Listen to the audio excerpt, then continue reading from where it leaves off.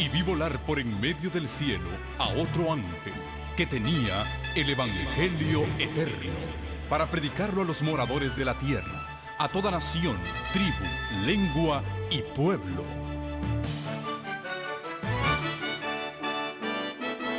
Con ustedes su programa cristiano con temas bíblicos de actualidad. Un programa que trae al mundo la verdad presente. Este es el Evangelio eterno.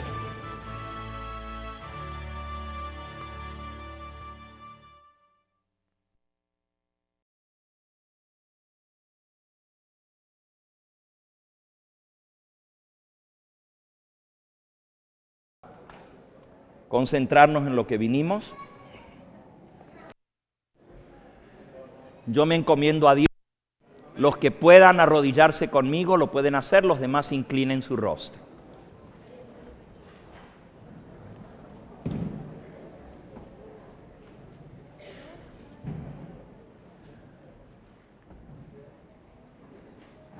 Amantísimo Padre y Dios nuestro, una vez más glorificamos tu nombre, porque tú eres digno de toda alabanza y gloria. Nuestros corazones están compungidos al ver cómo cada palabra que sale de tu boca se cumple, Señor. Hoy tú nos has hablado.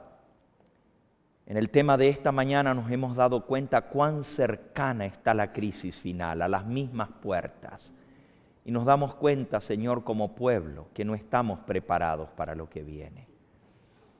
Humildemente en esta hora te pedimos que abras nuestro entendimiento para comprender tu verdad, pero danos un espíritu dócil para no ser rebeldes a tu mensaje, para ponerlo por obra, Señor, para tomar los pasos necesarios para estar preparados para esta crisis terrible que va a comenzar aquí en América y se va a extender por todas partes de la tierra.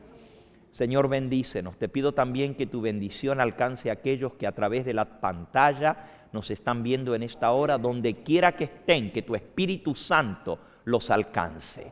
Todos estos favores te los pedimos sin merecerlo, poniéndome yo mismo en tus manos y en tu altar para que tú me uses.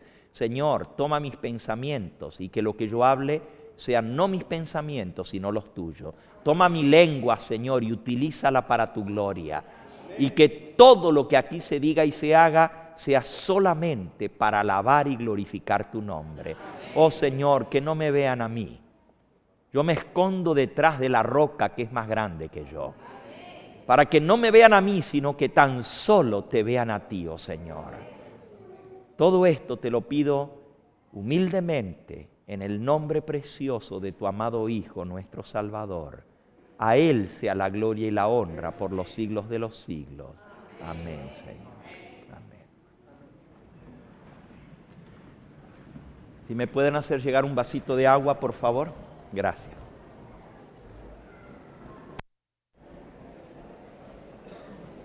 Les invito a abrir la palabra de Dios. Anoche iniciamos estudiando la ilustración del sermón de Cristo, el sermón profético de las señales del fin.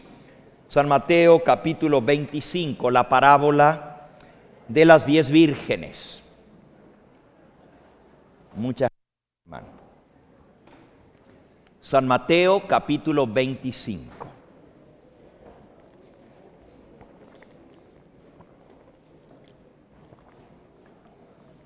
Entonces el reino de los cielos será semejante a 10 vírgenes, que tomando sus lámparas salieron a recibir al esposo. 5 de ellas eran prudentes y 5 eran fatuas, insensatas. Las insensatas tomaron sus lámparas, pero no tomaron consigo aceite. Mas las prudentes tomaron aceite en sus vasijas juntamente con sus lámparas. Tardándose el esposo, cabecearon todas y se durmieron. A la medianoche, gracias, se oyó un clamor. He aquí viene el esposo, salid a recibirle. Entonces todas aquellas vírgenes se levantaron y arreglaron sus lámparas. Las insensatas dijeron a las prudentes: dadnos de vuestro aceite, porque nuestras lámparas se están apagando. Mas las prudentes respondieron diciendo: para que no nos falte a nosotras y a vosotras, id más bien a los que venden y comprad para vosotras mismas. Pero mientras ellas iban a comprar, vino el esposo, y las que estaban preparadas entraron con él a las bodas, y la puerta se cerró.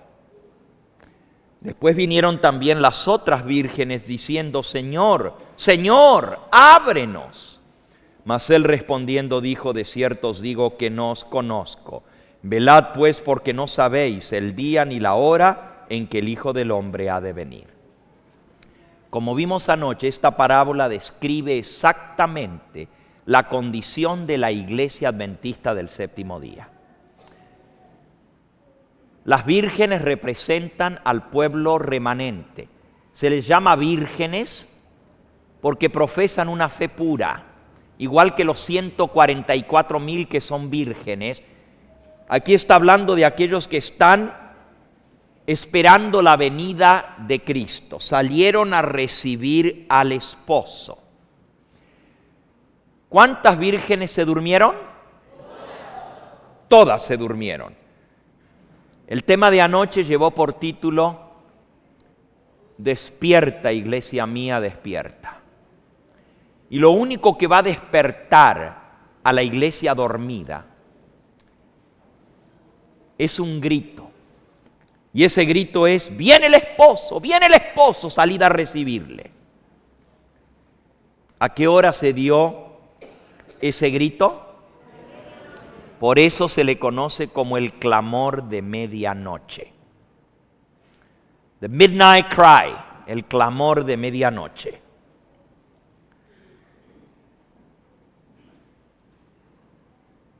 ¿Quién da ese grito?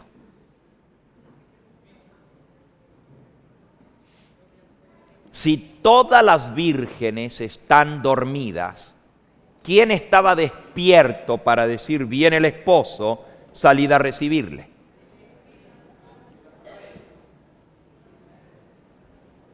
Esa es una buena pregunta.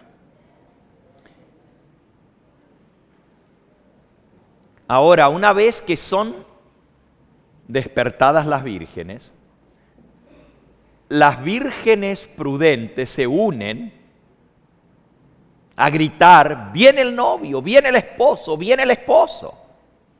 Ellas también dan el fuerte clamor de medianoche. Pero alguien pega el grito. Alguien que no está dormido anuncia que se acerca la venida del esposo. Las otras 5 vírgenes, en lugar de proclamar la venida del esposo y salir a recibirle, tuvieron que ir a buscar aceite, porque no habían hecho provisión extra. Y mientras fueron a buscar, vino el esposo, y las que estaban preparadas entraron con él a las bodas, y se cerró la puerta. La puerta que se cierra es la puerta de la gracia. Pero cuando esa puerta se cierre, va a encontrar a gran cantidad de adventistas que esperaban la venida del Señor sin la preparación necesaria. Esta tarde nosotros vamos a hablar cuál es esa preparación que nosotros necesitamos para poder recibir al esposo cuando Él venga. En el libro Palabras de Vida del Gran Maestro, la mensajera del Señor nos habla un poquito acerca de esta parábola. Tiene un capítulo entero, el capítulo 29. Y anoche hablamos un poquito de qué representan las vírgenes fatuas. En la página 336 de Palabras de Vida, la mensajera del Señor dice: las dos clases de personas que esperaban la venida del esposo representan las dos clases que profesan estar esperando a su Señor. Se las llama vírgenes porque profesan una fe pura. Hermanos, aquí no está hablando del mundo entero, está hablando de la iglesia que espera la venida del Señor y que tiene una fe pura. Esa es una sola iglesia. La iglesia que tiene la fe pura es la iglesia adventista del séptimo día. Es la iglesia que está esperando la venida del Señor. Pero la triste realidad es que todas las vírgenes se durmieron por la tardanza del esposo. ¿Qué representa la lámpara? Lámpara es a mis pies tu palabra y lumbrera a mi camino. ¿Qué representa el aceite? El Espíritu Santo, exactamente. El texto que mencionó nuestra hermana, de Zacarías capítulo 4. Allí ustedes pueden leer de las dos ramas de olivo y el aceite que fluía de ellas. Y el Señor dice: no con ejército ni con fuerza, sino con mi espíritu, ha dicho Jehová de los ejércitos. Y Zacarías preguntó: ¿qué significan las dos ramas de olivo por medio de los dos tubos de oro que vierten el aceite dentro de las lámparas? Y el ángel respondió: estos dos hijos de aceite son los que están delante del Señor de toda la tierra, no con ejército ni con fuerza, sino con mi espíritu, ha dicho Jehová de los ejércitos. Procedente de las dos ramas de olivo, corría el áureo aceite por los tubos hacia el recipiente del candelero y luego hacia las lámparas de oro que iluminaban el santuario. Así también los seres santos que están en la presencia de Dios, su espíritu es impartido a los instrumentos humanos que están consagrados a su servicio. La misión de los ungidos es comunicar que solo la gracia celestial puede hacer que la palabra de su lámpara alumbre los pies al sendero de los perdidos. No con ejército ni con fuerza, sino con mi espíritu, ha dicho Jehová. Ahora, aquí viene lo interesante, hermanos. Anoche vimos que las vírgenes fatuas no son los mundanos que están en la iglesia. Todas las vírgenes tenían aceite y todas tenían lámparas y todas tenían la lámpara prendida. Todavía no se les había apagado la lámpara, solo que cuando vino el fuerte clamor de medianoche, viene el esposo, se dieron cuenta que las lámparas titilaban. Mientras estaban las lámparas quietitas porque ellas estaban dormidas, estaba sentada, no había problema. Pero cuando la levantaron, como ya lo que le quedaba era muy poquito aceite, el aceite no llegó y la lámpara comenzó a titilar como para apagarse. Fue entonces cuando ellas pidieron ayuda a las demás. Miren lo que dice la mensajera del Señor. En esta parábola, todas las vírgenes salieron a recibir al esposo. Todas tenían lámparas y vasijas para el aceite. Por un tiempo parece no haber ninguna diferencia entre las vírgenes sabias y las vírgenes fatuas. Esto es exactamente lo que ocurre con la iglesia que vive precisamente antes de la segunda venida de Cristo. Todos tienen conocimiento de las Escrituras. Todos han oído el mensaje de la pronta venida del Señor. Todos esperan confiadamente su aparición. Pero así como ocurrió en la parábola, ocurre hoy en día. Interviene un tiempo de espera. La fe es probada. Y cuando se oye el clamor, viene el esposo a salir a recibirle, muchos no están listos. No tienen aceite en sus vasijas para echar en el recipiente de las lámparas. Están destituidos del Espíritu Santo. Ahora, hermanos, ¿qué es este aceite esencial? Es el Espíritu Santo, pero si todas tenían aceite originalmente, quiere decir que está hablando de cristianos genuinos que tienen el Espíritu Santo, pero se van a quedar fuera. ¿Cómo puede ser eso? Parece una contradicción. La mensajera del Señor explica esto, dice así: la clase representada por las vírgenes fatuas no está formada por cristianos hipócritas. No son hipócritas. Sus componentes aman la verdad. Hermanos, ahí de una sola vez descalifica a todos aquellos que no aman la verdad. No está hablando de ellos, está hablando de gente que amamos la verdad. Ponte a pensar, una de esas vírgenes fatuas podría ser tú o podría ser yo. Porque son aquellos que aman la verdad. Sigo leyendo. Defienden la verdad. ¿Quiénes son las vírgenes fatuas? Aman la verdad, defienden la verdad y son atraídos para estar en compañía con aquellos que la creen y la practican. Les gusta estar con los que creen la verdad y los que practican la verdad. Miren, el que no ama la verdad se siente incómodo cuando está en presencia de alguien que la practica, y la misma vida del que está practicando la verdad condena al que no la practica. Entonces, no se sentirían cómodos si no amaran la verdad. Pero ¿cuál es el problema entonces?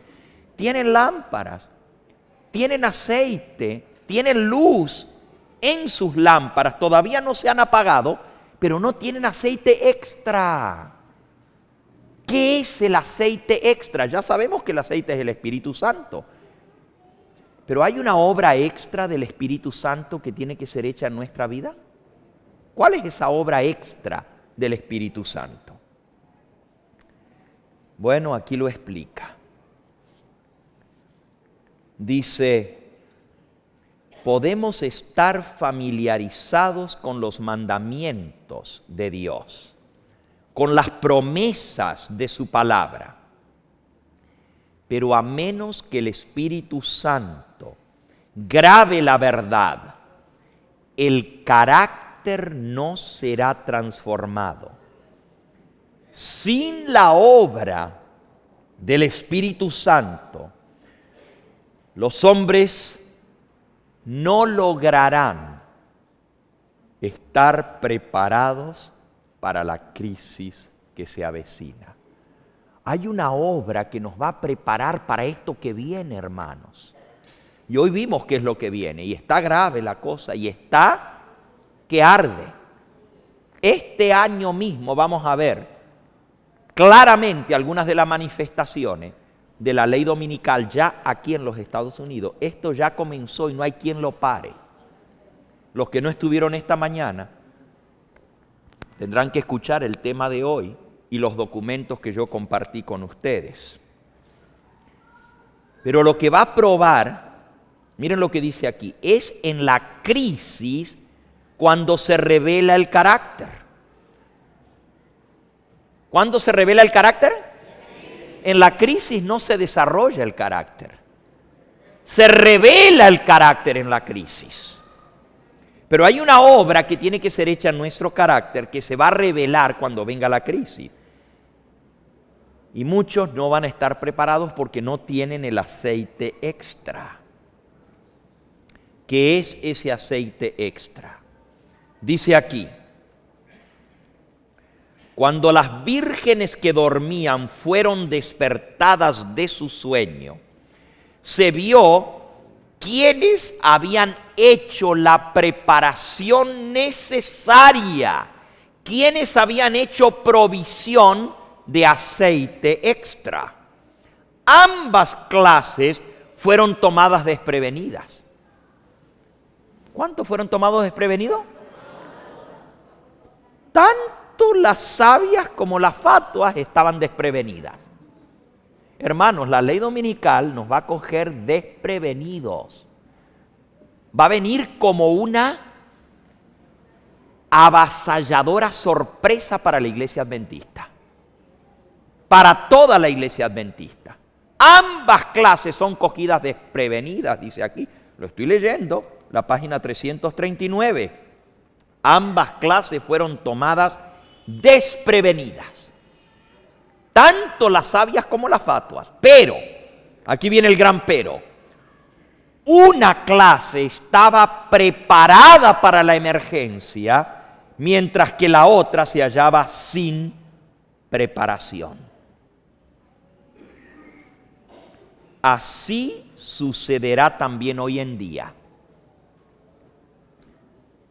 Cuando la calamidad repentina e inesperada,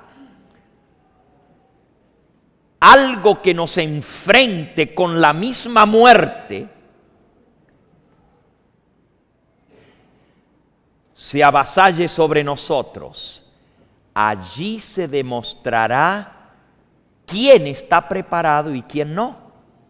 La prueba final, la gran crisis que se avecina, vendrá a la terminación del tiempo de gracia, cuando será demasiado tarde para que la necesidad del alma sea suplida.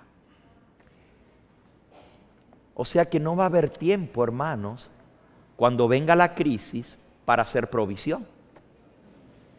Ahora, no sé si ustedes se están dando cuenta cuán serio es esto. Si no hicimos la provisión ahora, no va a haber tiempo entonces. El que quiera entonces hacer los arreglos necesarios no va a tener tiempo.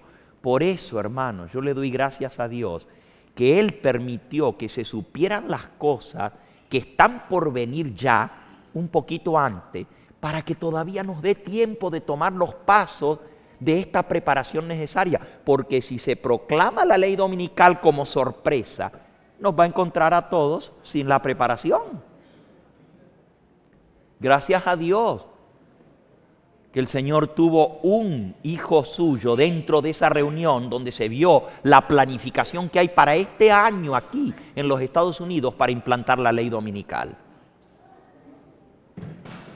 Ahora, sigue diciendo la mensajera del Señor: así también sucederá hoy en día. Cuando venga la crisis se va a ver quién está preparado y quién no. La gran prueba final viene a la terminación del tiempo de gracia, cuando será demasiado tarde para que la necesidad del alma sea suplida. Las 10 vírgenes están esperando en el atardecer de la historia de esta tierra. Hermanos, el sol se está poniendo. Se está poniendo este sábado. Pero también el sol de la historia de este mundo se está poniendo.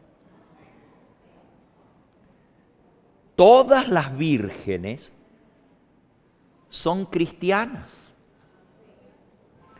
Todas recibieron el llamado de parte de Dios. Todas tienen un nombre y una lámpara. Todas profesan estar realizando el servicio para Dios. Escuchen, hasta las vírgenes fatuas están trabajando para Cristo. Estos no son los vagos de la iglesia. Estos no son los que no están haciendo nada. Estos son gente que aman la verdad, que la defienden. Estos son cristianos que están trabajando en favor de la obra del Señor. Y sin embargo se van a quedar algunos fuera. ¿Por qué? Bueno, dice aquí: aparentemente no hay diferencia entre ellas. Humanamente usted no puede ver la diferencia, pero 5 están listas y 5 no lo están. 5 quedarán sorprendidas y espantadas y no entrarán a la fiesta de boda, se quedarán fuera del banquete. En el día final, muchos pretenderán ser admitidos en el reino de Cristo diciendo: delante de ti comimos y bebimos, en nuestras plazas enseñaste, Señor, Señor, no profetizamos en tu nombre hicimos muchos milagros, echamos fuera demonios. Pero la respuesta será: no os conozco, apartaos de mí. ¿Qué hace la diferencia?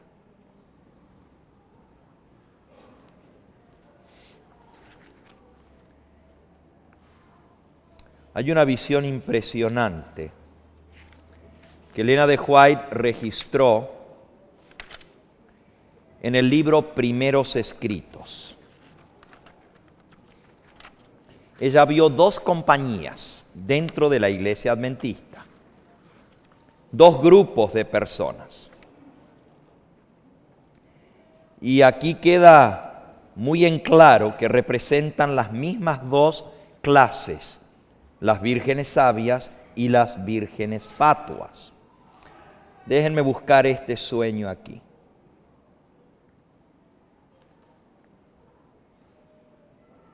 $2.40.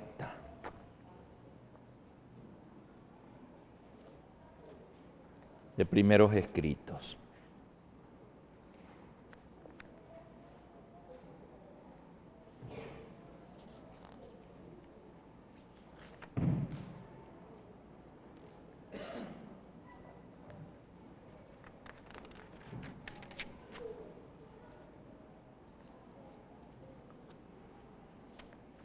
Aquí se titula El movimiento adventista ilustrado. La iglesia adventista ilustrada. En un ejemplo. Y hay 2 compañías.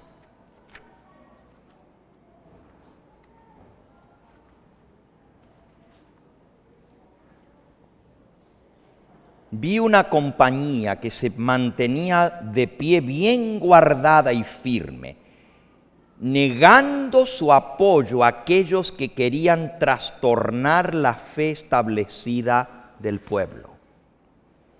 Dios miraba con aprobación esa compañía. Me fueron mostrados 3 escalones, el mensaje del primer, segundo y del tercer ángel. Dijo mi ángel acompañante: ay de aquel que mueva un bloque o una clavija de estos mensajes. La verdadera comprensión de estos mensajes es de importancia vital. El destino de las almas depende de la manera como sean recibidos.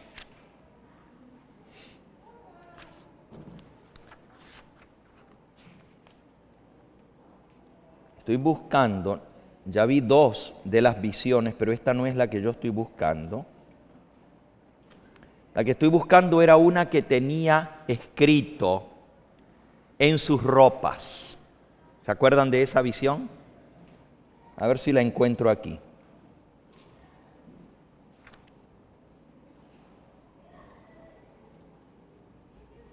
Hay otra visión en la página 271. Aquí está.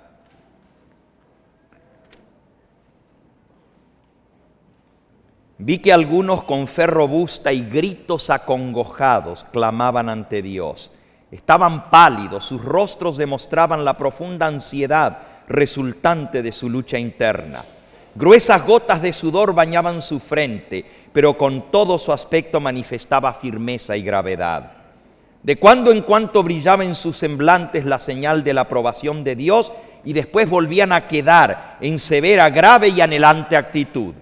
Los ángeles malos los rodeaban, oprimiéndolos con tinieblas para ocultarles la vista de Jesús y para que sus ojos se fijaran en la oscuridad que los rodeaba, a fin de inducirlos a desconfiar de Dios y murmurar contra Él.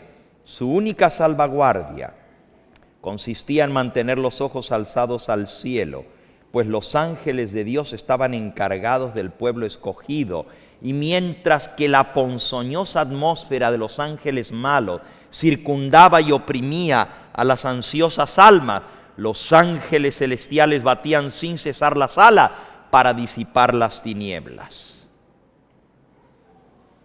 Vi ángeles de Dios que se apresuraban en auxiliar a todos aquellos que se empeñaban en resistir con todas sus fuerzas los ángeles malos y procuraban ayudarse a sí mismos invocando perseverantemente el Espíritu de Dios. Pero nada hicieron los ángeles por quienes no procuraban ayudarse a sí mismos, y los perdí de vista.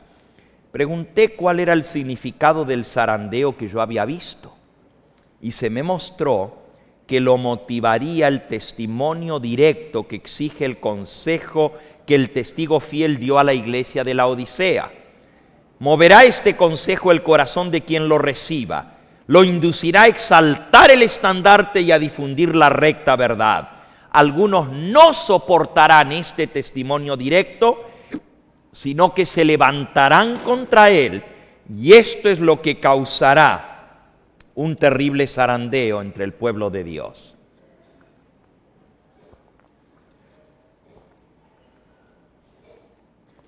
Vi que el testimonio del testigo fiel había sido escuchado tan solo a medias. El solemne testimonio del cual depende el destino de la iglesia se tuvo en poca estima cuando no se lo menospreció por completo. Hermanos, el testimonio de Jesús a la iglesia de la Odisea se tuvo en poca estima cuando no se lo menospreció por completo. Este testimonio es el que va a mover a un profundo arrepentimiento. Todos los que lo reciban sinceramente lo obedecerán y quedarán purificados. Hermanos, hay un testimonio de Jesús para la iglesia adventista. Esto es lo que va a causar la división, la separación, el zarandeo. Los que lo reciban van a ser purificados. Los que no lo reciban y se levanten contra él, miren lo que les va a pasar. Ahora vemos. Dijo el ángel: escucha.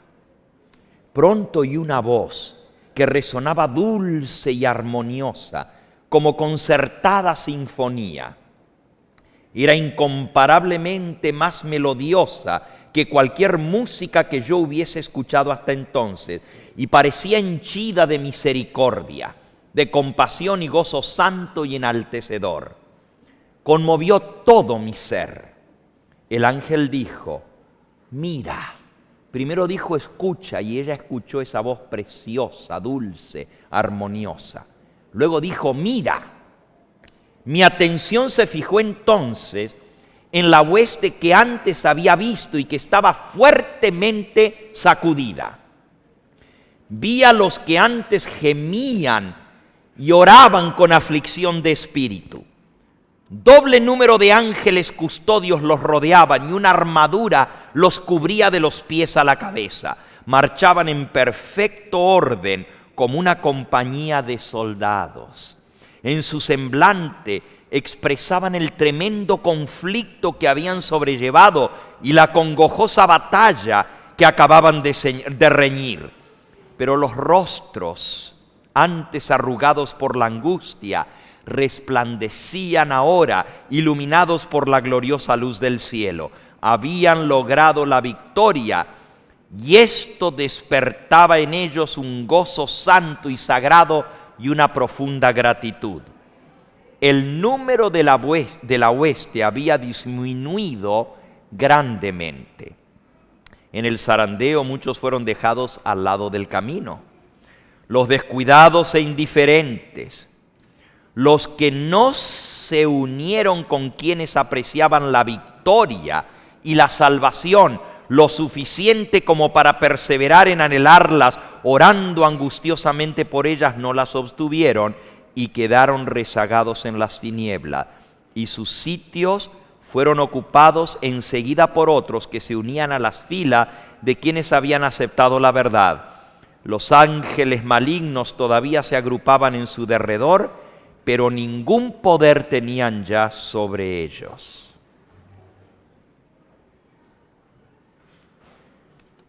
Pero luego dice, vi otra compañía. Eran los que una vez habían estado con nosotros. Miraban sus ropas y lloraban amargamente. Decían, nuestras ropas están manchadas. Perdieron el cielo porque no lucharon para obtener la victoria. En sus ropas tenía escrito, pesado fuiste en balanza y fuiste hallado falto. Dos compañías, hermanos. ¿Qué hace la diferencia entre estas dos? El aceite extra. ¿Qué es el aceite extra? Voy al punto. Pero antes de eso tengo que decirles que el clamor de medianoche, el que pega el grito, que no está dormido, si la iglesia está representada por las vírgenes, y ya vimos que la iglesia entera está dormida, inclusive leímos la cita de Testimonios para los Ministros, página 392 esta mañana, donde decía que la iglesia está dormida y no hay quien la despierte, porque los pastores también están dormidos. Oh, sí, ¿no lo leímos esta mañana? La hermana White dice, pastores dormidos predicando a iglesias dormidas.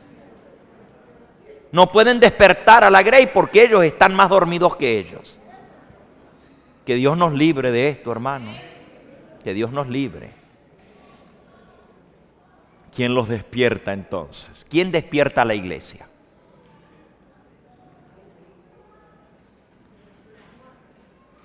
¿Quién despierta a la iglesia? Todas aman el mensaje, pero están dormidas.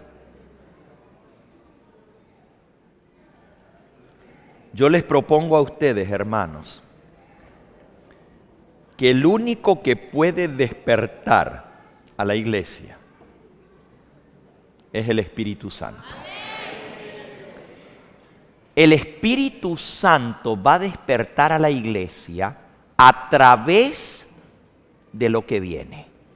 Y cuando seamos despertados, es porque nos va a tomar por sorpresa, igual que a las vírgenes. Escuchen bien lo que dice. Así exactamente ocurre en nuestros días. Todas las vírgenes fueron tomadas desprevenidas. Y cuando fueron despertadas, unas estaban preparadas para la emergencia, pero la otra clase fue hallada sin la preparación. ¿Cuál era esa preparación?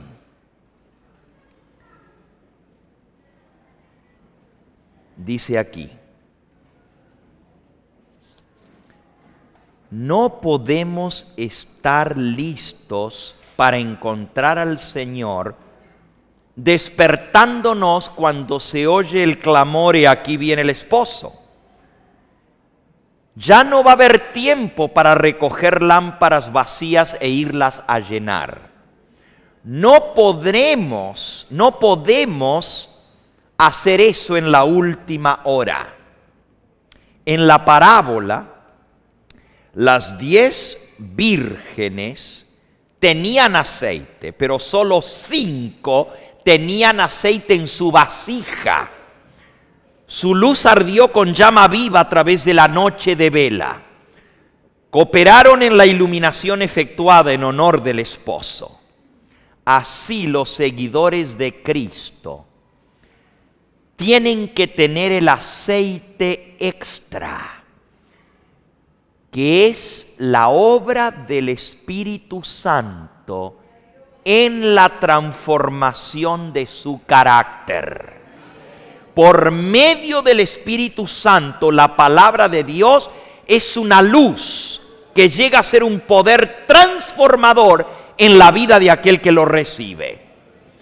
Implanta en el corazón el Espíritu Santo los principios de su palabra. El Espíritu Santo desarrolla en los hombres los atributos de Dios. La luz de su gloria, su carácter. La luz de su gloria, ¿su qué? Su carácter brilla en sus seguidores. Así, las vírgenes sabias van a iluminar el camino a la casa del esposo, a la ciudad de Dios, a la cena de bodas del Cordero, porque tienen la obra del Espíritu Santo en sus vidas y lo reflejan en su carácter. Ahora, hermanos, el fuerte clamor despierta a las vírgenes, pero luego ellas se unen a proclamar: viene el esposo, salid a recibirle. Quienes van a proclamar el fuerte pregón son los 144,000. Se les llama vírgenes, solo que no son vírgenes fatuas, porque dice que no se han contaminado con mujeres, pero también dice están sin mancha delante del trono de Dios. Los 144,000 han logrado la obra del Espíritu Santo en sus vidas en la transformación de su carácter.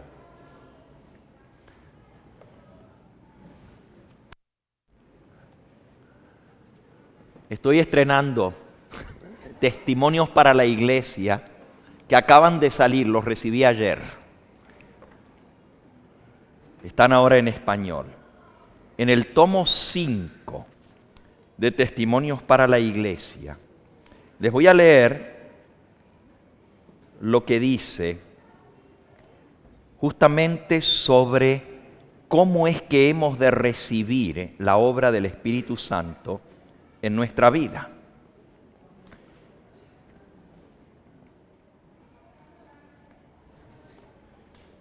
Página 195.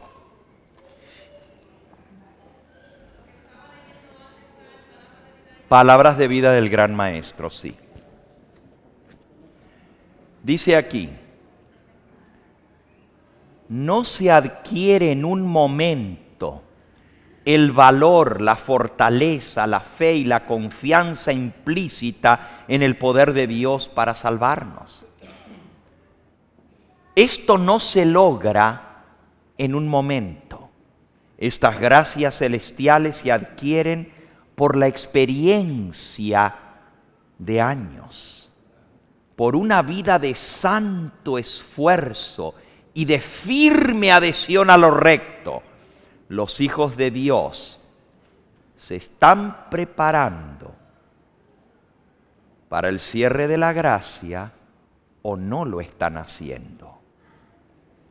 Asediados de innumerables tentaciones, sabían que debían resistir firmemente o quedar vencidos. Sentían que tenían una gran obra que hacer, que a cualquier hora podían ser llamados a deponer su armadura, y que si llegaran al fin de su vida sin haber logrado esa obra del Espíritu Santo, ello representaría una pérdida eterna. Aceptaron ávidamente la luz del cielo, como la aceptaron de los labios de Jesús los primeros discípulos. Cuando estos cristianos primitivos eran desterrados a las montañas, a los desiertos, cuando en las mazmorras se los dejaba morir de hambre, frío o tortura, cuando el martirio parecía la única manera de escapar a su angustia, se regocijaban de que eran tenidos por dignos de sufrir por Cristo, quien había sido crucificado en su favor. Su ejemplo es un consuelo y estímulo para el pueblo de Dios que va a sufrir un tiempo de angustia como nunca ha habido. El sello del Dios vivo será colocado sobre la frente de los hijos de Dios. Este pequeño remanente, incapaz de defenderse en el mortífero conflicto de la crisis más grande de todas las edades, cuando las potestades de la tierra unidas, mandadas por el dragón y la bestia, los atacan, harán de Dios su defensa.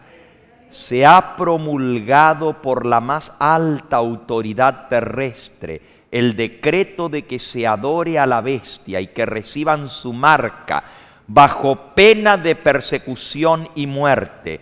Dios ayude entonces a su pueblo, porque ¿qué podrá hacer su pueblo sin su ayuda en un conflicto tan terrible?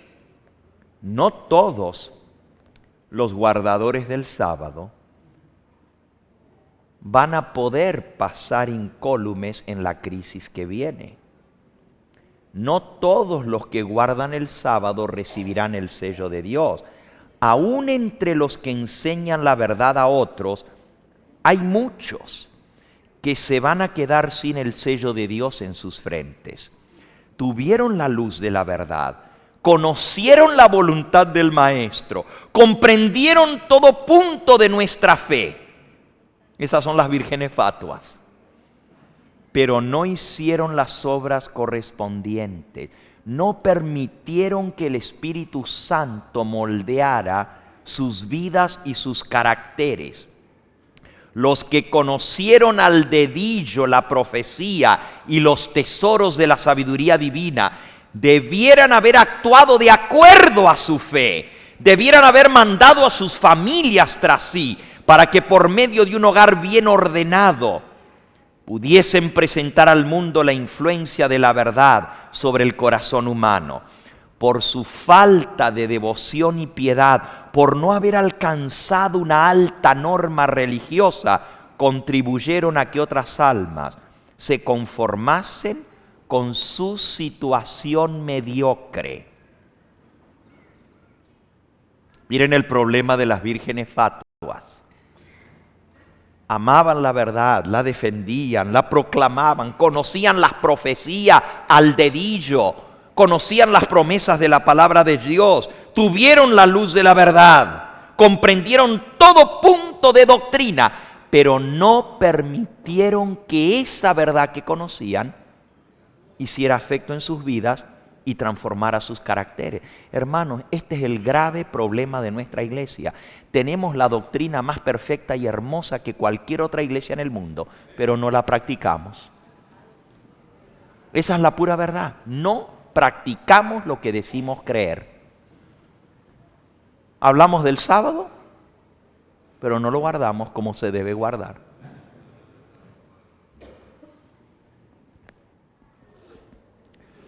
Hablamos de la necesidad de estudiar. Decimos, qué bueno que Dios nos dio estos libros del Espíritu de Profecía, pero no los leemos. No hay tiempo para eso. Yo no sé qué pensamos conseguir, hermanos, en este mundo. Vivimos en medio de una ciudad al corre, a lo loco, y apenas si alcanzamos para subsistir. Y cada vez se está poniendo más difícil la cosa, porque ahora el puente ya no cuesta 6 pesos. Ya lo subieron a 8. Entonces lo que ganamos no nos alcanza.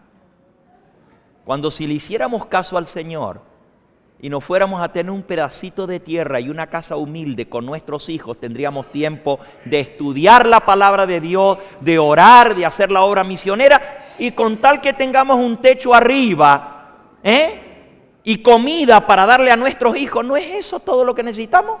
¿Acaso necesitamos la pantalla en nuestra casa porque sin esa no podemos subsistir? ¿Acaso necesitamos el carro nuevo para poder subsistir? ¿Acaso necesitamos toda la parafernalia del internet y las computadoras para poder subsistir? Ah, pero eso es tan necesario que hay que seguir trabajando y trabajando y trabajando para pagar todo aquello. Y son las trampas y las cadenas con que el diablo nos tiene atado. ¿Qué mejor, hermanos, que sacar a nuestra familia y llevarlas a un lugar sano y limpio, donde nuestros hijos aprendan a obedecer al Señor, donde tengamos tiempo para estar con nuestros hijos y enseñarles la verdad del Señor? Tenemos un bonito mensaje, pero es solamente de labios para afuera. ¿O no creemos lo que la hermana White dice, que hay que salir de las ciudades? Miren, hermanos, el tema no es salir a lo loco, porque cuando vino lo del 2000, ¿se acuerdan? Lo del Y2K, la gente salió por miedo. Y un montón de gente vendieron y malvendieron sus casas y salieron a lo loco. Y al rato ya estaban de vuelta y maldiciendo a los que los habían mandado para allá. ¿Por qué? Porque su corazón no estaba en eso. Nomás salieron por miedo. Eso no es lo que Dios quiere. Dios quiere que nosotros actuemos por principio y que nosotros obedezcamos a Dios porque Dios lo dice, no por un miedo. Y ahora uno está hablando de la ley dominical y entonces otra vez la gente va a querer salir por miedo. ¿Y qué si no se pasa? ¿Qué si todavía se aguanta un poco más? Entonces van a decir, el pastor Gambetta nos mandó a salir y mire, no vino, no se aprobó la ley dominical y ahora ¿qué hacemos?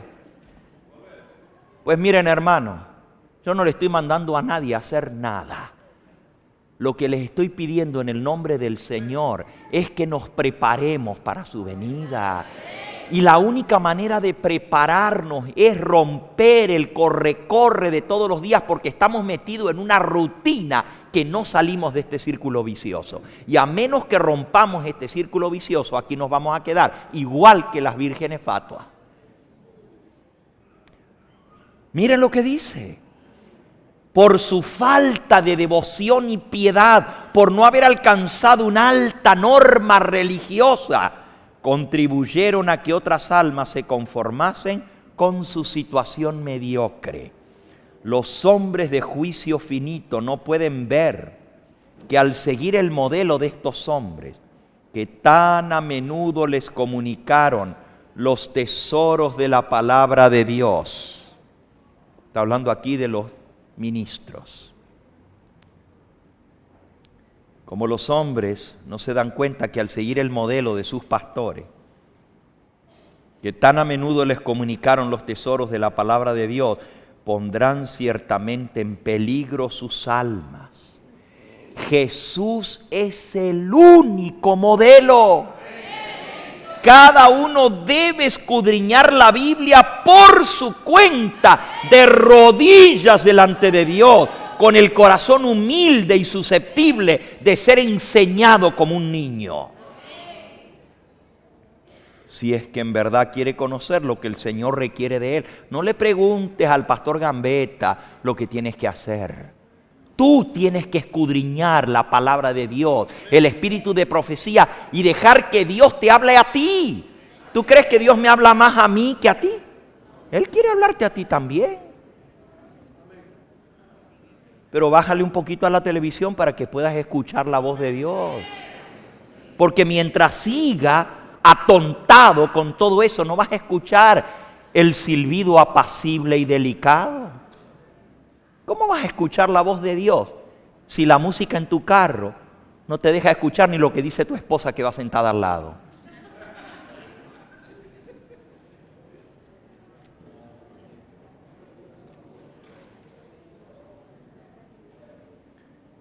Por muy grande que sea la altura en que haya estado cualquier ministro de Dios,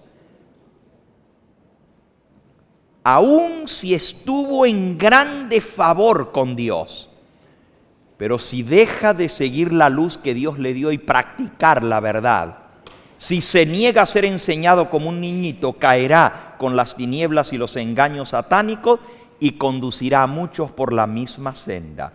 Ninguno de nosotros recibirá jamás el sello de Dios mientras nuestros caracteres tengan una mancha.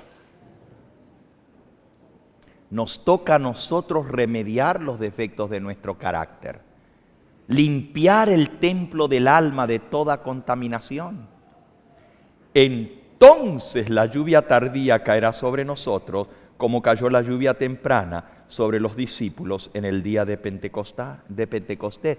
Ahora, hermano, nosotros estamos hablando del fuerte pregón. Estamos hablando que hay que dar el último mensaje al mundo bajo la lluvia tardía. Si no hay lluvia temprana en tu vida, de nada sirve la lluvia tardía.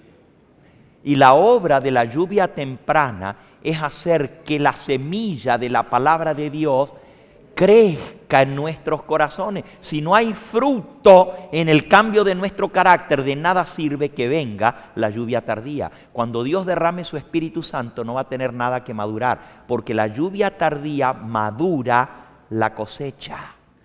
Pero primero tiene que haber una lluvia temprana. Esa es la preparación que nosotros necesitamos. Dice aquí, nos conformamos con demasiada facilidad con lo que ya hemos alcanzado. Nos sentimos ricos y con abundancia de bienes y no sabemos que cada uno de nosotros es un cuitado, miserable, pobre, ciego y desnudo. Apocalipsis 3:17. Ahora es el momento de oír la amonestación del testigo fiel.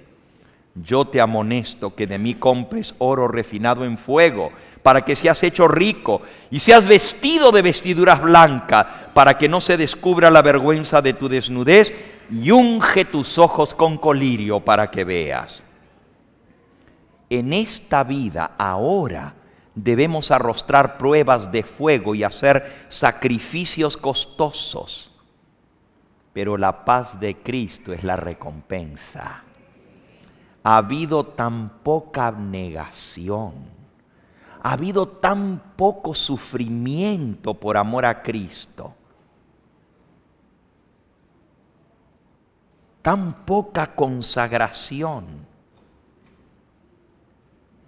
Debemos participar de los sufrimientos de Cristo si queremos sentarnos en triunfo con Él en su trono.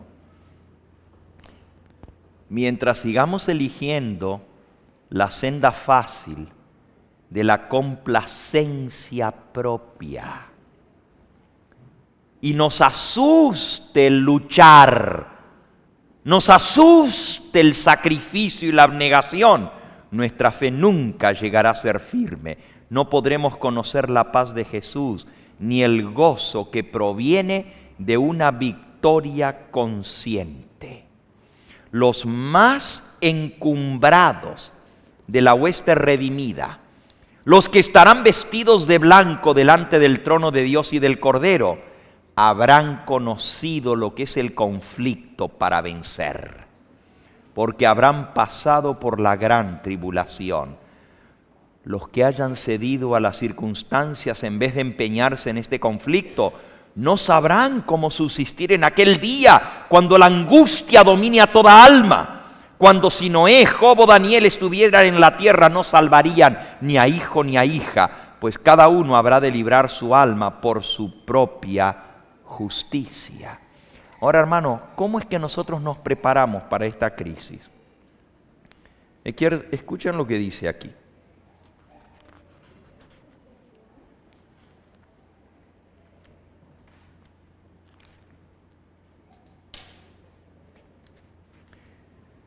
Los que no sienten pesar por su decadencia espiritual, ni lloran sobre los pecados ajenos, se quedarán sin el sello de Dios.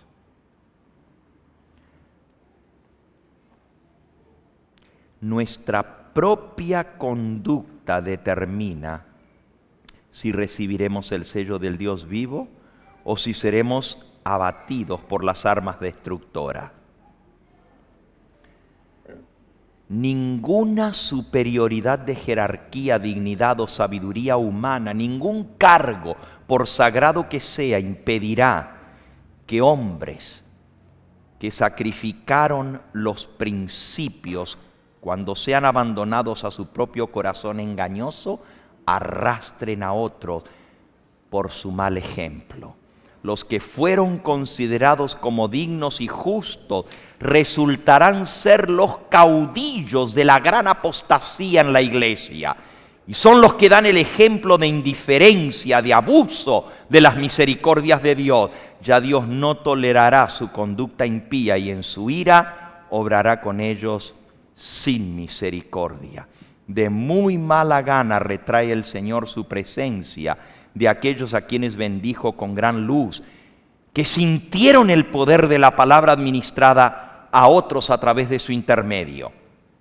Fueron una vez sus siervos fieles, favorecidos por su presencia, por su dirección, pero se apartaron de él e indujeron a otros al error y por lo tanto caen ahora bajo el desagrado divino.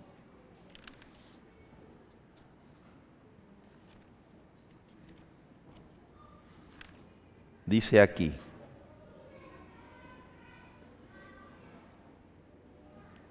nadie necesita decir que su caso es desesperado, que no puede vivir como un cristiano genuino.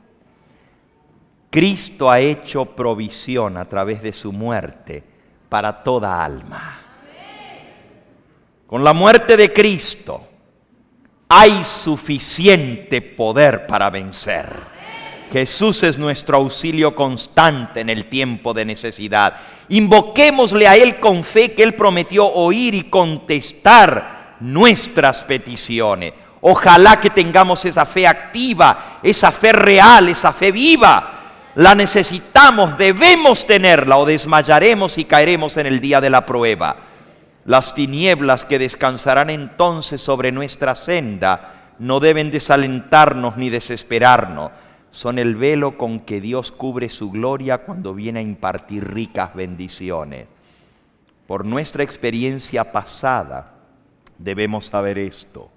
En aquel día en que Dios tenga controversia con su pueblo, esta experiencia será una fuente de consuelo y esperanza. Este es el momento cuando debemos prepararnos. Debemos guardarnos a nosotros mismos y a nuestros hijos de toda contaminación del mundo. Ahora debemos lavar las ropas de nuestro carácter y emblanquecerlas en la sangre del Cordero. Llegó el momento de que la iglesia despierte. Debemos despertar ahora. Debemos vencer el orgullo, la pasión, la ociosidad espiritual. Ahora debemos despertarnos y hacer un esfuerzo resuelto para lograr la perfección de nuestro carácter. Este es el momento de despertarse. Estamos en una situación muy penosa, aguardando la aparición de nuestro Señor. El mundo está en tiniebla, mas vosotros, hermanos, dice Pablo, no estáis en tiniebla para que aquel día os sorprenda como ladrón. El propósito de Dios consiste siempre en sacar luz de las tinieblas, gozo del pesar, descanso para el cansancio. Él es el único que puede despertar a su pueblo. Por eso les digo que el Espíritu Santo es el que pega el grito. Y lo vamos a ver, hermanos, ya lo estamos viendo con las cosas que están pasando. Como Dios inspiró la Biblia y el espíritu de profecía, cuando veamos el cumplimiento de eso delante de nuestros ojos, es lo único que va a despertar a su iglesia. Pero hermanos, si no hemos hecho la preparación necesaria, va a ser demasiado tarde cuando se dé el clamor de medianoche. Escuchen esto. Ahora es el momento de prepararnos. ¿Qué estáis haciendo, hermanos míos, en la gran obra de preparación?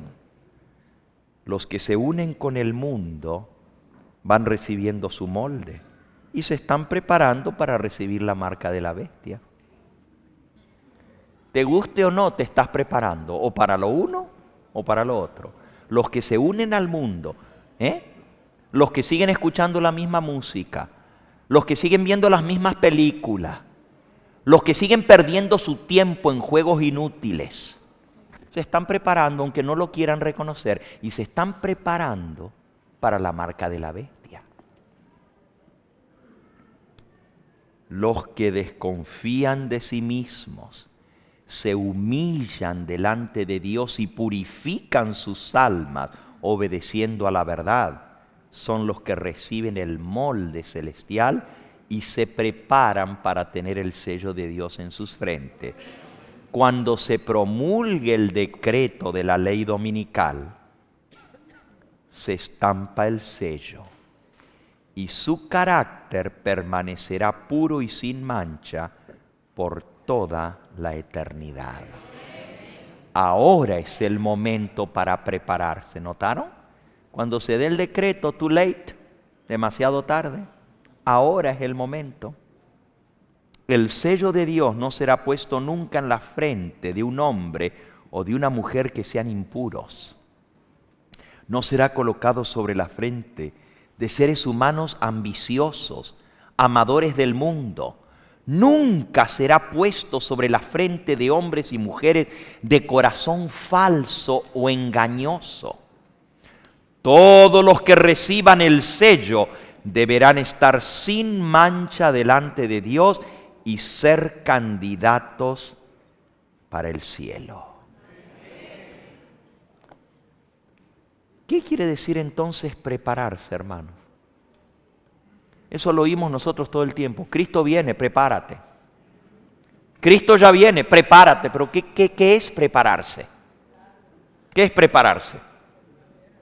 ¿En qué consiste la preparación? Buscad la paz y la santidad sin la cual nadie verá a Dios. Déjenme leerles una cita más antes de terminar. Lo que es la preparación. Conflicto de los siglos. En la página 478. Dice así.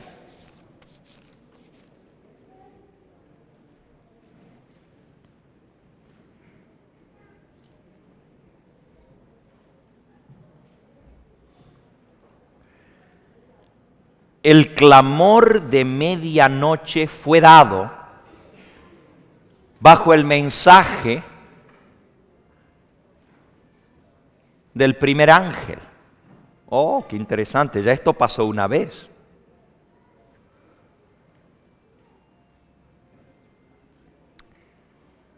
Pero como los discípulos de Jesús, los que proclamaron el mensaje, y aquí viene el esposo, salir a recibirle, pasaron por un terrible desengaño. Cristo no vino como lo estaban esperando.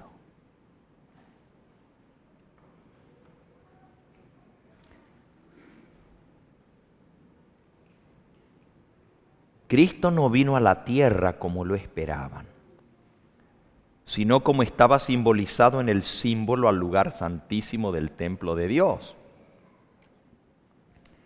El profeta Daniel lo presentaba como viniendo al anciano de días.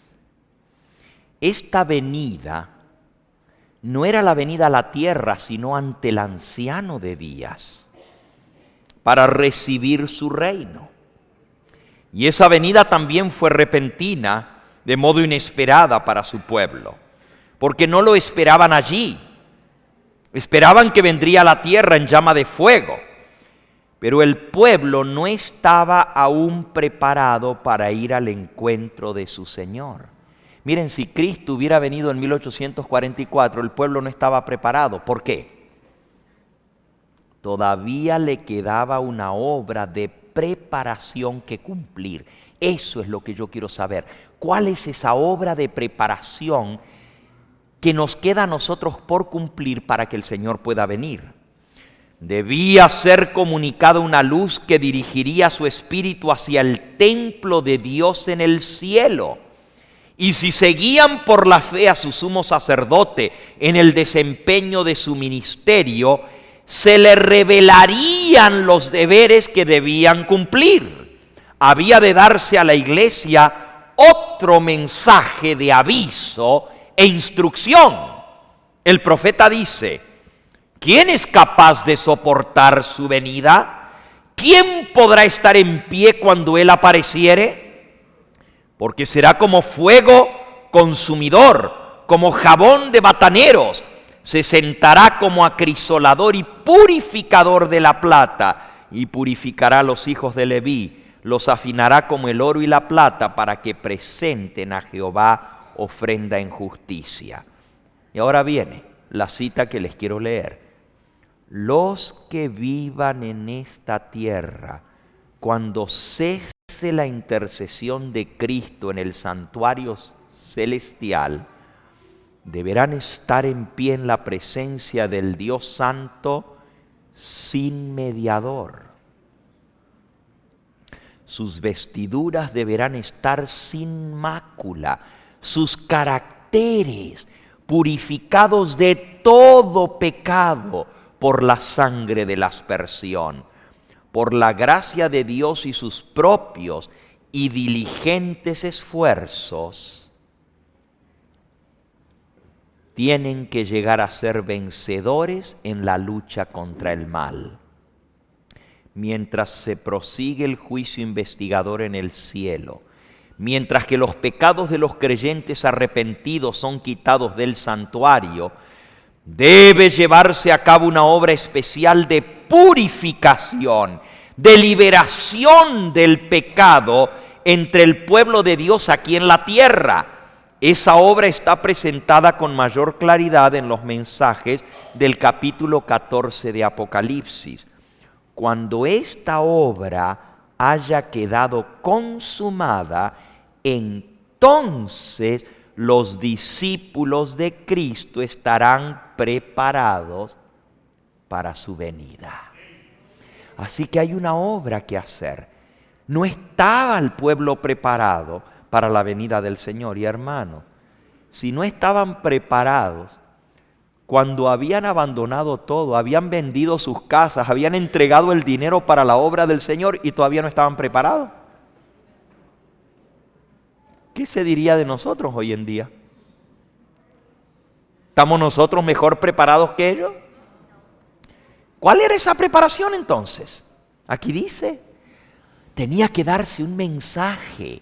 Cristo iba a estar en el santuario celestial haciendo la limpieza del pecado, la limpieza final. Y nosotros teníamos que cooperar con Él en la purificación del santuario, quitando el pecado de nuestra vida. Miren, los que proclamaron el mensaje del tercer ángel ni siquiera sabían que había que guardar el sábado. Estaban transgrediendo un mandamiento de Dios sin saberlo. Pero eran pecadores, transgresores de la ley de Dios. ¿Cómo iban a estar preparados para la venida del Señor? Ahora nosotros tenemos esa luz, pero sin embargo no tenemos la fe para creer que con Cristo se es posible vencer todo pecado y tentación.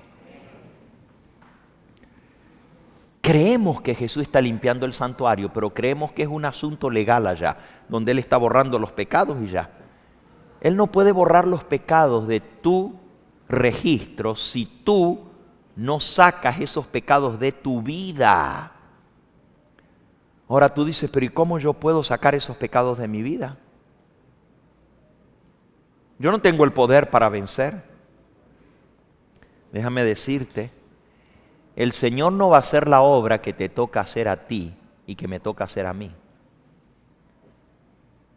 Dios no va a forzar a nadie. ¿Ustedes creen que Dios obliga a alguien a dejar de hacer lo malo? ¿Ah? ¿Es malo fumar?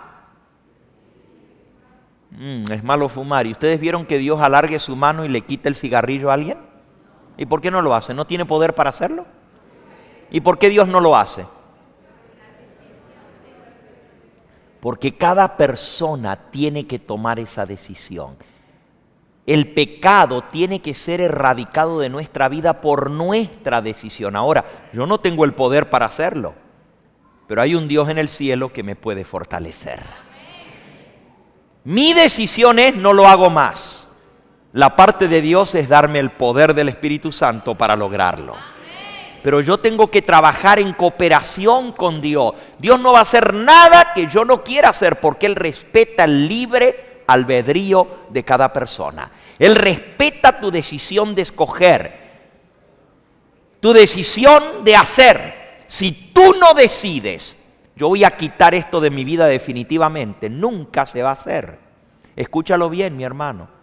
Si hay un pecado en tu vida que tú estás acariciando, hasta que tú no decidas que hasta ahí llegó y no más, no lo vas a vencer. No importa lo que sea. Puede ser que te guste la ostentación. Puede ser que te guste estar vestida a la última moda. Eso es orgullo y soberbia. Eso es vanagloria propia.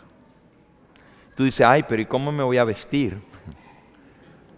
No me puedo ver mal. No, Dios no quiere que tú te veas mal, pero cuando todo gira en torno a cómo yo me miro, ¿dónde está Jesús?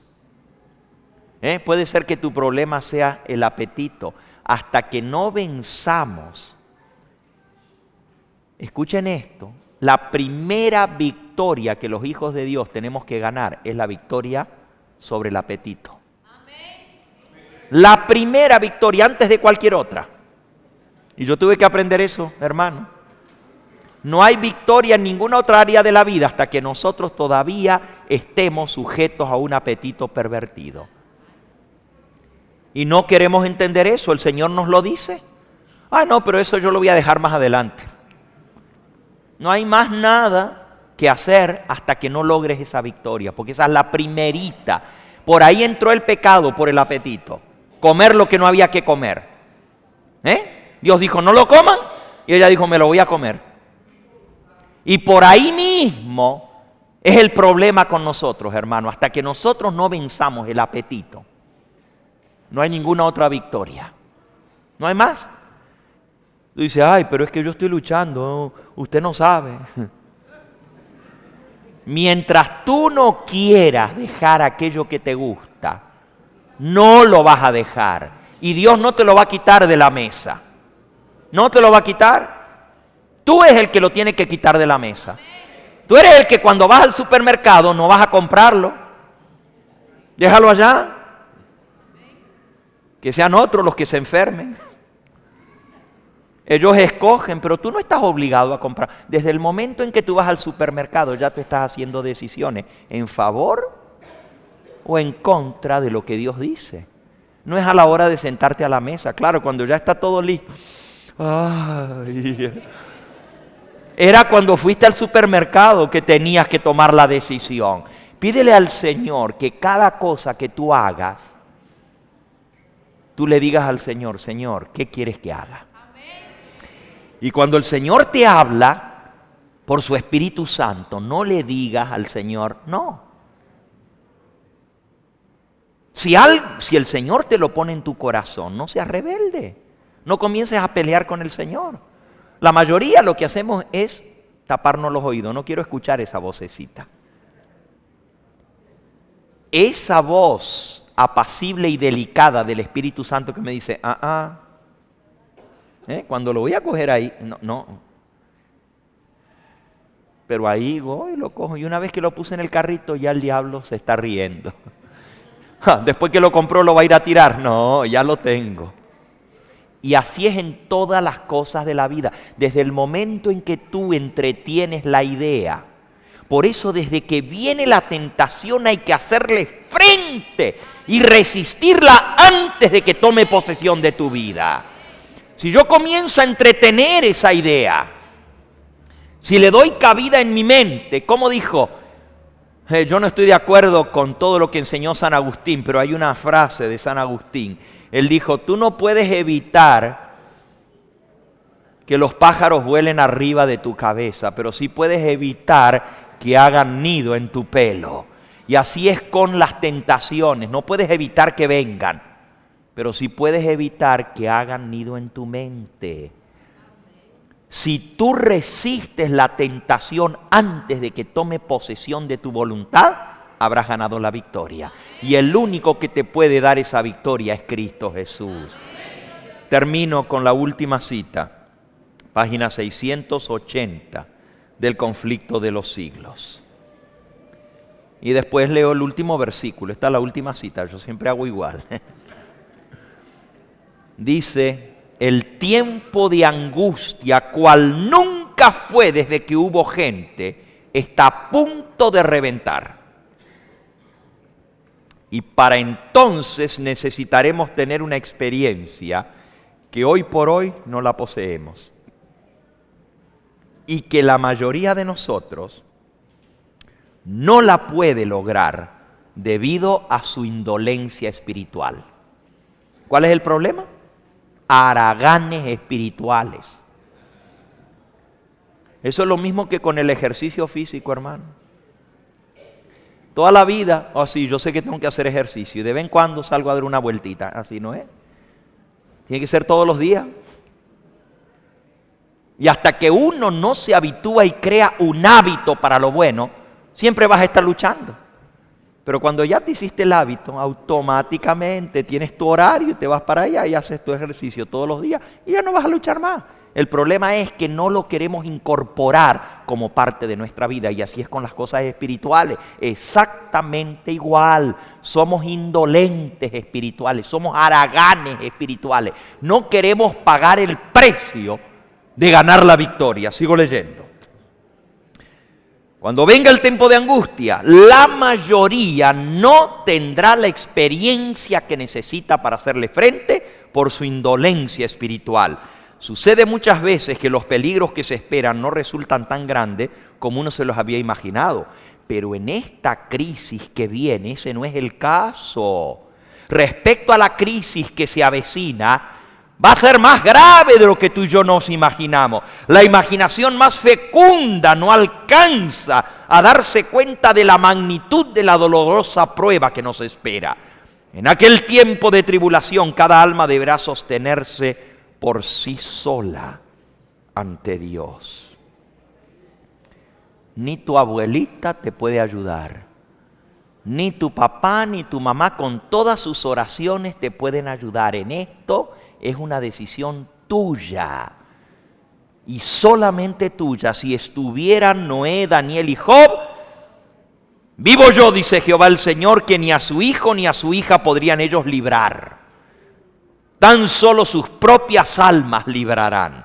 Ahora, mientras que nuestro gran sumo sacerdote está haciendo propiciación por nosotros, debemos tratar de lograr la perfección en Cristo. Nuestro Salvador no pudo ser inducido a ceder a la tentación ni siquiera en pensamiento.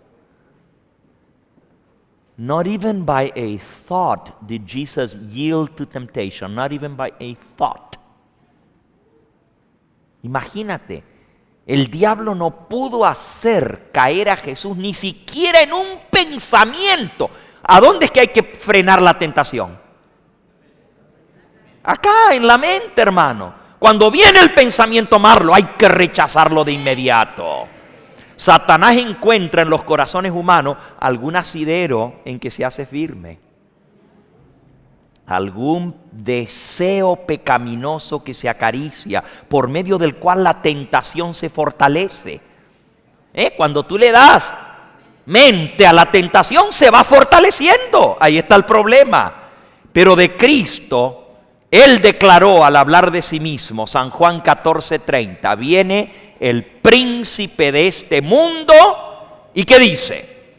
No tiene nada en mí. Satanás no pudo encontrar nada en el Hijo de Dios que le permitiera ganar la victoria. Cristo guardó los mandamientos de su Padre y no hubo en él ningún pecado de que Satanás pudiera sacarle ventaja.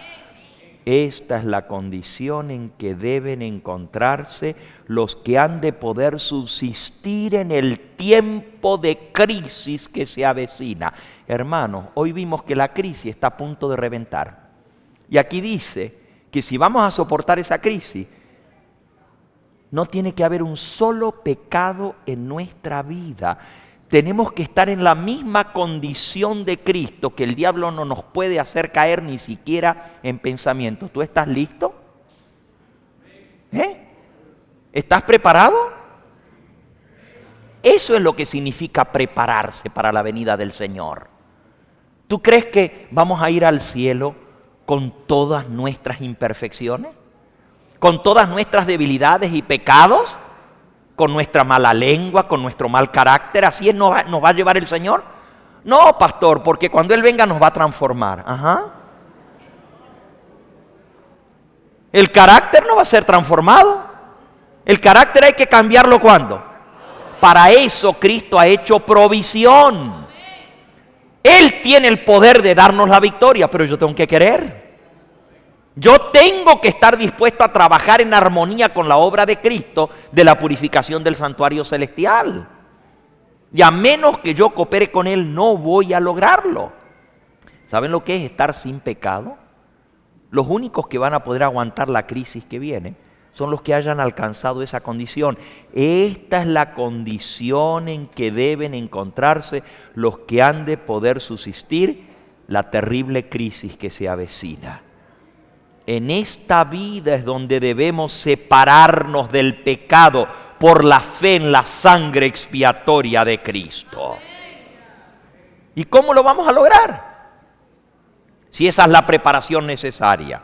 Aquí dice, nuestro amado Salvador nos invita a que nos unamos a Él. Hermanos, Él no nos deja solo. El que comenzó la buena obra en nosotros la va a terminar para el día de la redención. Él no pretende que tú lo hagas por ti solo, mi hermano. Hay poder en el nombre de Cristo Jesús. Hay ayuda oportuna, hay socorro para todo aquel que invoca su nombre. Él dice, venid a mí, invocadme y veréis si no responderé vuestras oraciones. Nuestro amado Salvador nos invita a que nos unamos a Él, a que unamos nuestra flaqueza con su fortaleza, nuestra ignorancia con su sabiduría, nuestra indignidad con sus méritos. La providencia de Dios es la escuela en la cual debemos aprender a tener mansedumbre y la humildad de Jesús. ¿Cuál es la escuela?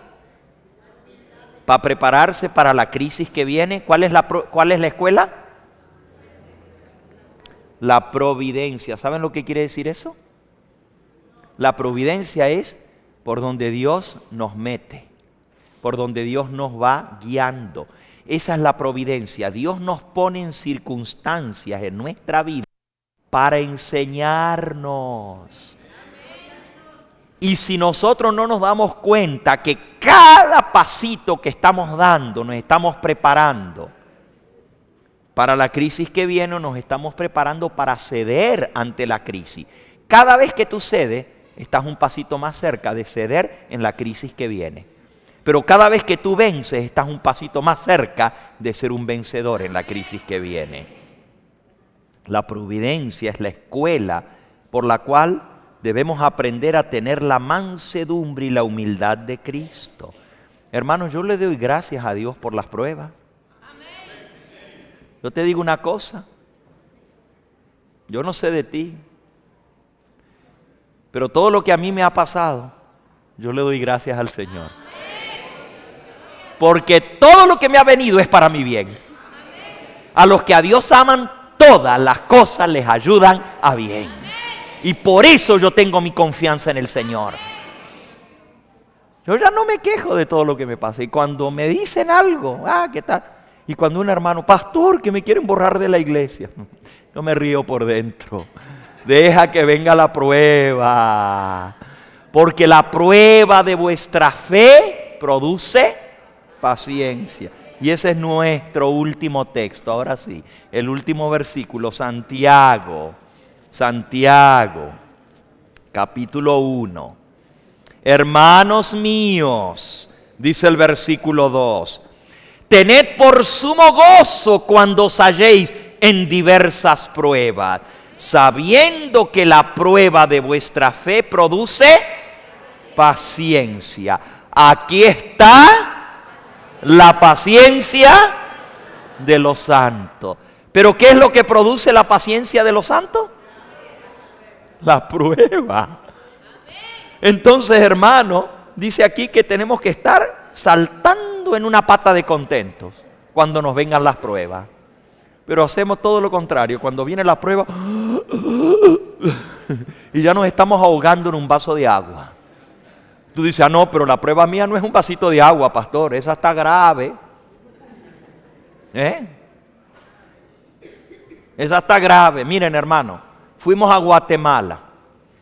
Nos había invitado el pastor de la iglesia hace 3 semanas atrás. Nos había invitado la junta de iglesia.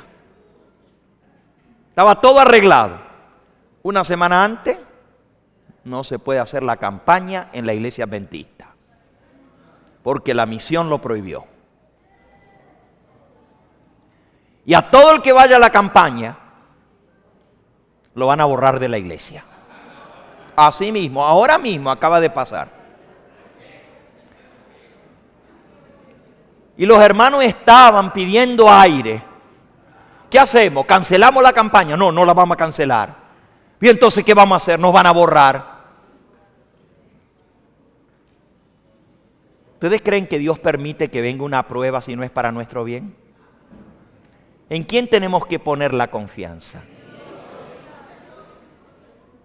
Dios la tiene toda pensada de antemano, hermano. Y si Él permite en su providencia que pasemos por esa prueba, es porque Él tiene un propósito, hermano.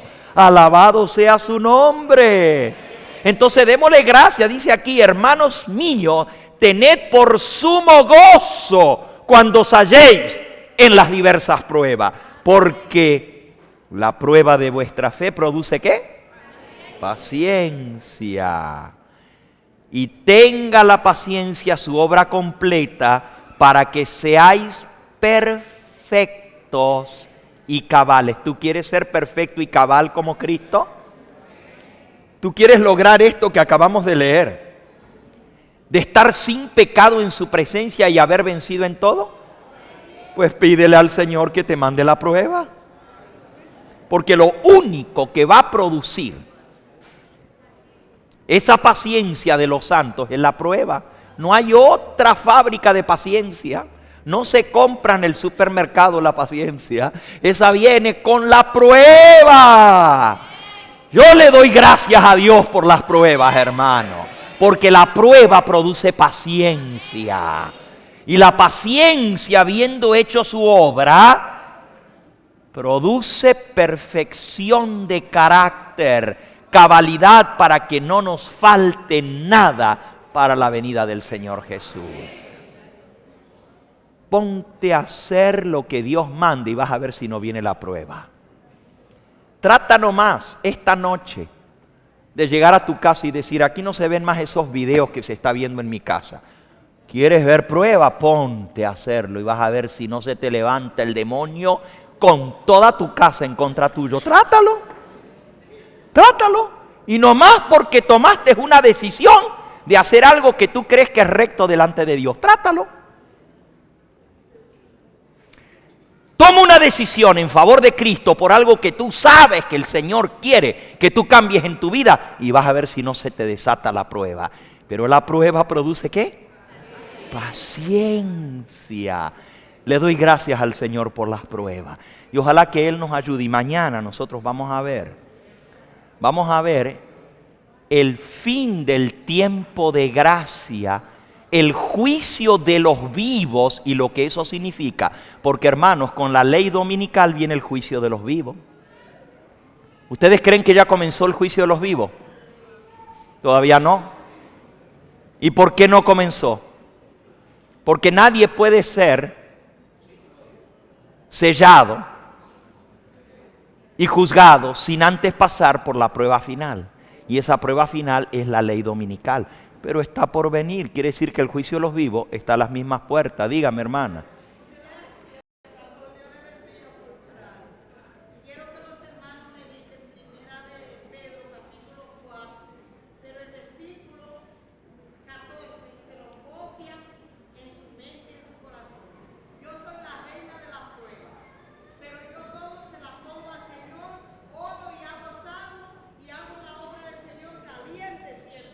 Amén.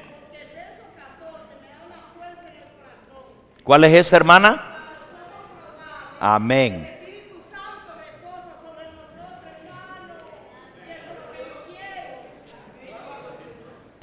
Escuchen, hermano, escuchen el texto. 1 Corintios capítulo 10, versículo 13. El 12 dice, el que piensa estar firme, mire que ¿qué? Que no caiga. Y el 13 dice, no os ha sobrevenido ninguna prueba que no sea humana. Pero fiel es Dios, que no os dejará ser tentados más de lo que podéis resistir, sino que también juntamente con la prueba dará la salida para que podáis soportar. ¿Cómo es el Señor? ¿Cómo es el Señor? Fiel. Y si Dios ha prometido que no va a permitir que tú y yo seamos tentados más de lo que podamos soportar, dale gloria a Dios, porque a través de la prueba descansa sobre ti el Espíritu Santo, cuando venga la prueba. ¿Cuál era el texto, hermana? Primera de Pedro 4:14. Yo les leí el favorito mío sobre la prueba, ¿verdad? Que el Señor no va a permitir que seamos probados más de lo que podemos soportar. Primera de Pedro 4:14 dice, si sois vituperados por el nombre de Cristo, sois bienaventurados, porque el glorioso Espíritu de Dios reposa sobre vosotros. Oh, bendito sea el nombre del Señor. Cuando somos vituperados y somos probados por nuestra fe en Cristo, el glorioso Espíritu de Dios reposa sobre nosotros. Nunca estamos más cerca de Dios que cuando estamos siendo probados, hermanos. ¿Se acuerdan de la poesía aquella de las huellas? Que el caminante veía las huellas en la arena, pero cuando en su vida se daba cuenta que eran los momentos más difíciles, y le dice, Señor, ¿cómo me dejaste solo? Porque todo el tiempo he visto 2 huellas en la arena, pero en los momentos más negros y tristes de mi vida, cuando más te necesitaba, me dejaste solo. ¿Por qué, Señor?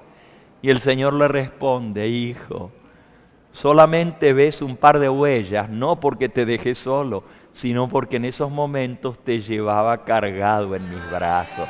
Nunca estamos más cerca del Señor que cuando estamos siendo probados. En los momentos más difíciles de nuestra vida, se los digo por testimonio propio, hermano, porque yo he bebido la hiel. Yo sé lo que significa ser vituperado. Sé lo que significa que le levanten todo tipo de mentiras y calumnias y males contra nosotros mintiendo. Pero el Señor dice, gozaos y alegraos, porque grande es vuestro galardón que está en los cielos.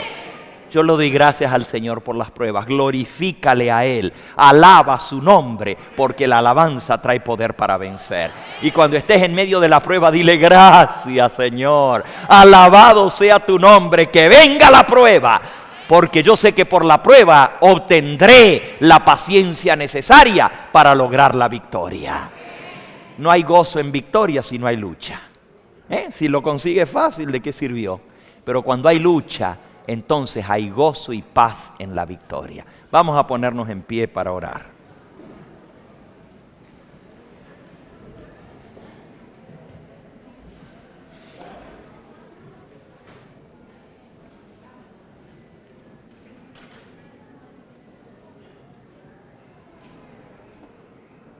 Vamos a esperar tener plena reverencia para orar.